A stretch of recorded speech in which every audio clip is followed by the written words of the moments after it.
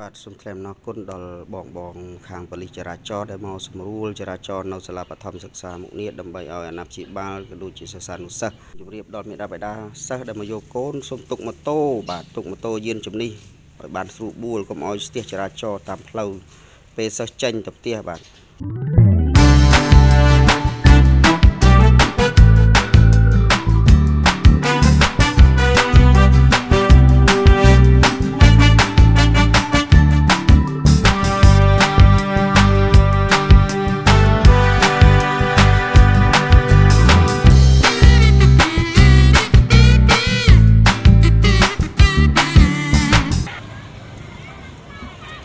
cho môi chứ là thu nhôm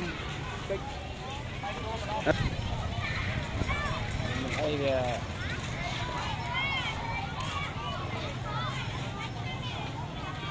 còn một bình riêng chơi ban là mà ban kỳ 7 ngày nữa nè kỳ mà Tết mau kỳ ngày 7 ngày này đó là cái chế tha đó đấy.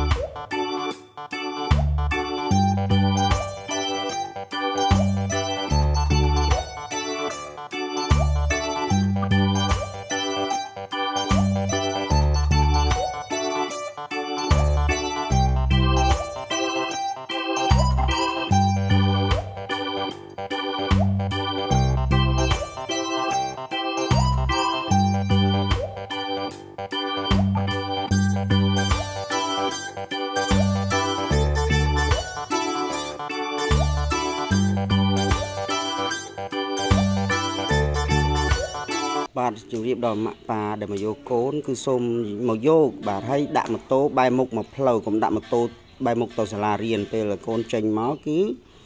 ពិបាកហើយយកម៉ូតូស្ទះនឹងឯងបាទហើយដាក់បែរមុខមកផ្លូវមកបាទមើលគិតមកគិតចេញមកហើយមិនតិចអ្នកទេណាបងប្អូនហើយលើពុកម្ដាយសិស្សសូមអធិស្ឋានផងសិស្សច្រើនដូច្នេះក៏សូមយោគយល់បាទ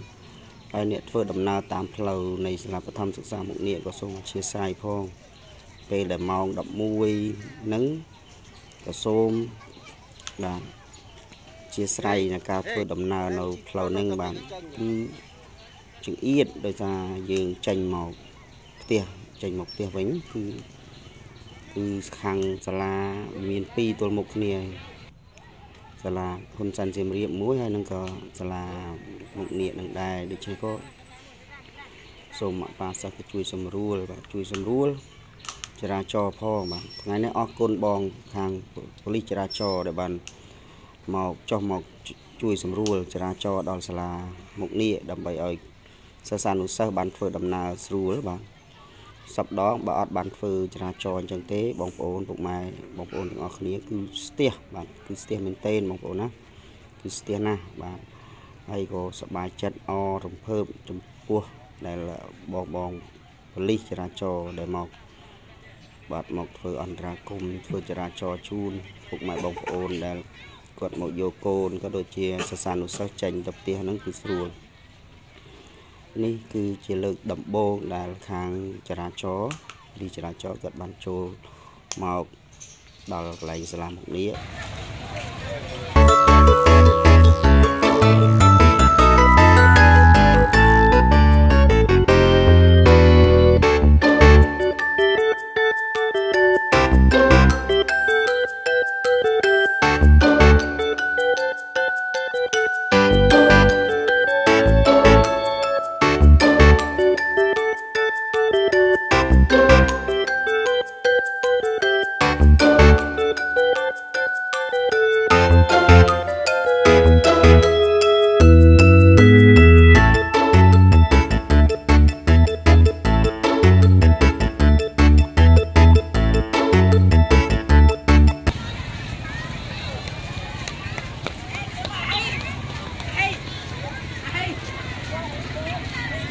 បាទចុងចប់សូមថ្លែងអំណរគុណដល់បងខាងបលិចរាចរណ៍ក៏ដូចជាការពិភូមិដែលបានជួយសម្រួលចរាចរណ៍នៅសាលាបឋមសិក្សាមុខនេះជូនពរបងមានសុខភាពល្អបាទរោគទទួលទានមានបាននំពោដល់មេដាបេដាសូមទុកម៉ូតូឲ្យមានរបៀបរៀបរយមានវិន័យស្ដាប់ធ្នាប់បាទ